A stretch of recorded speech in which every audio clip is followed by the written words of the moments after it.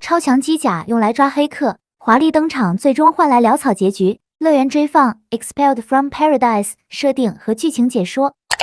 Arhan 阿罗汉是电脑世界 Deva 所装备的其中一款外骨骼武装人形机动兵器。该型机动兵器的使用对象为 Deva 保安局。从机构的名字上可以看出 ，Arhan 应该属于警用装备，而非军队用的作战兵器。但实际上，自身携带的武装在火力上并不比军队用的装备逊色。多架 Arhan 组成的部队所发挥出的战斗力，甚至要比作战人员组成的军队要强出不少。之所以给保安局这样一个机构配备如此强大的武器装备，就在于 Deva 对全人类来说是个极其重要的存在。自从人类社会因纳米失控爆发了巨大危机之后，让整座地球从此沦为了一片废土环境。为了让人类文明能够进行延续，绝大部分人都将自己的思维进行了数据化，然后移居到位于拉格朗日一点位置的电脑世界 Deva 上，从此舍弃掉了肉体，在电脑世界 Deva 里以数据这一形式进行生活。于是数据化后的人类摆脱了肉体上所带来的束缚，从此不再受饥饿和疾病等生理上所带来的困扰，并且更多来自精神上的需要在 Deva 世界里得到了满足。虽然电脑世界 Deva 的成功建造让人类摆脱掉了纳米失控所带来的巨大危机，但是在地球上还约有 2% 的人口还没有被数据化，这就意味着这部分人处于 Deva 可控的风险范围之外，一旦这里面出现不法分子，将有可能会危害到 Deva 的安全。为此设置了保安局这一机构，由保安局的特工人员来负责保障 Deva 的安全。一旦出现黑客通过不正当的连接进入到 Deva 进行破坏，保安局就会采取相应措施来保障 Deva 的运作，及时排除隐患，防止入侵事件再次发生。同时，保安局相关特工人员也会采取行动，通过连接线路来查找出黑客的下落。当找出黑客相关的信息了以后， Deva 便会派遣保安局特工人员返回到现实世界，然后特工人员就会将自己的数据转移到有机素体上，而这个有机素体与人类的肉体基本没有什么差别，能让保安局特工在现实世界里正常活动。由于现实世界里仍存在各种风险，所以保安局特工会携带各种装备来方便执行任务，而这架 Arhan 便是保安局特工常用的装备之一。其最大特点就是具备了可变形的能力， Arhan 蜷缩起来就会变成一个圆球的形状，这样就可以缩小自身体积，方便收纳存放，而且圆球形态也方便使用载具进行运输。只要结构相对简单的货运飞船就能搭载 Arhan 空降地球，在设置好目标区域相关参数后就能直接发送，降落方式跟以往的宇宙飞船相同，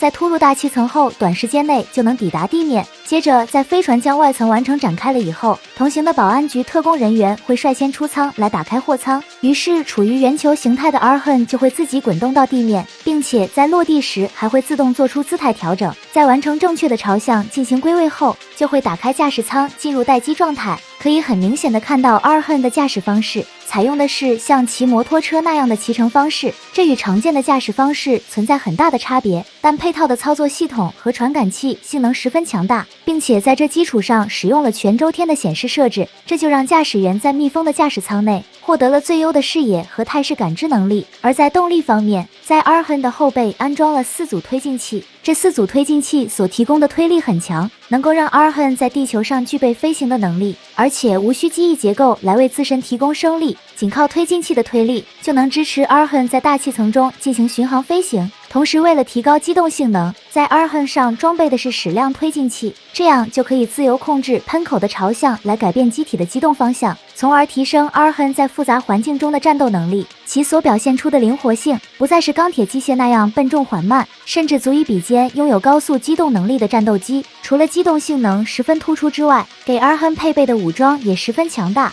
其中在2个手臂里就带有小型光束炮。当 Arhan 进入到战斗状态的时候，这个内置在手臂里的光束炮就会展开露出，攻击威力上虽然不算特别突出，但是射速很高，2只手臂的光束炮交替射击可以达到机枪的程度，并且在 Arhan 上还配有强大的火控系统辅助射击，能在极短的时间内完成多个目标锁定进行精确射击。整个射击的过程自动化程度很高，无需驾驶员操作就能将所有锁定的目标全部消灭。由此可见 Arhan 的战斗力是十分的强大，基本上依靠内置的这2门光束炮就足够应对地面上大部分潜在威胁。值得一提的是，由于这2门光束炮的弹药能量有限，必要时 Arhan 可以徒手进行战斗，其2个坚硬无比的手臂就能给予对方重大打击。而且进攻时连续动作表现出来的灵活性，就像训练有素的人一样，十分的丝滑。如果要进行烈度更高的战斗，Arhan可以增加携带来进一步提升战斗力。为此，在右手配备了一把步枪样式的机枪，与手臂内置的武器有所不同。这把武器属于实弹装备，其在威力和射速上的表现同样十分出色，能够对敌发挥出火力压制作用。所使用的子弹贯穿能力很强，一般掩体很难抵挡这个武器的火力输出，包括 Arhan 身上使用的装甲都能直接打烂。而且除了机枪之外，给 Arhan 使用的还有导弹发射装置这个选用装备，其导弹的尺寸较小，使得威力较为有限，一般在多架 Arhan 协同作战时用来发挥火力支援作用。而在近战方面的武装，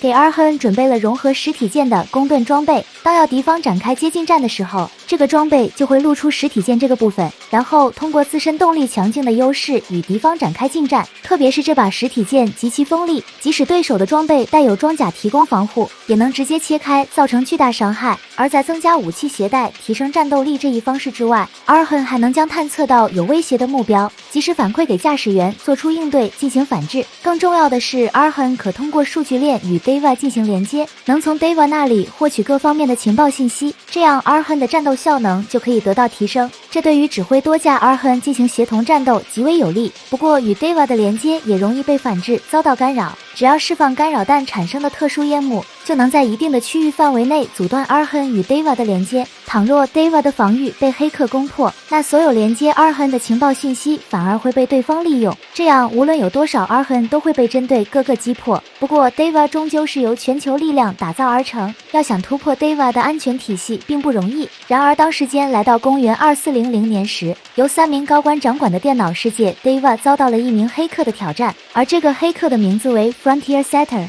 是一个产生了自我意识的 AI， 也就是说，这个 AI 的演化已经到了非常高的水平。如果从入侵 Deva 已经有184次的这一记录来看，可以确定 Frontier Setter 的水平已经超出了 Deva。尽管每次入侵只是为了宣传地外探索计划，并未对 Deva 有造成实质性的损害，但如此频繁越过 Deva 的安全体系进行宣传，其行为已经对 Deva 构成巨大威胁。于是3位掌管 Deva 的高官便做出决定，派遣1名保安局特工前往地面消除威胁，而这名特工人员便是安吉拉·巴尔扎克。为了及早前往地面执行任务，安吉拉有意缩短了有机素体的培养时间，最终以16岁状态的有机素体驾驶性能强大的 Arhan 来执行此次任务。然而他此次任务的搭档丁格一出现就做出了令他感到意外的事情。为了防止黑客 Frontier Setter 利用 Deva 知道他们的行踪，丁格直接拿出枪就破坏了 Arhan 背后的天线组件。这一举动令安吉拉吃惊不已，但考虑到 Frontier Setter 具有超越 Deva 的能力水平，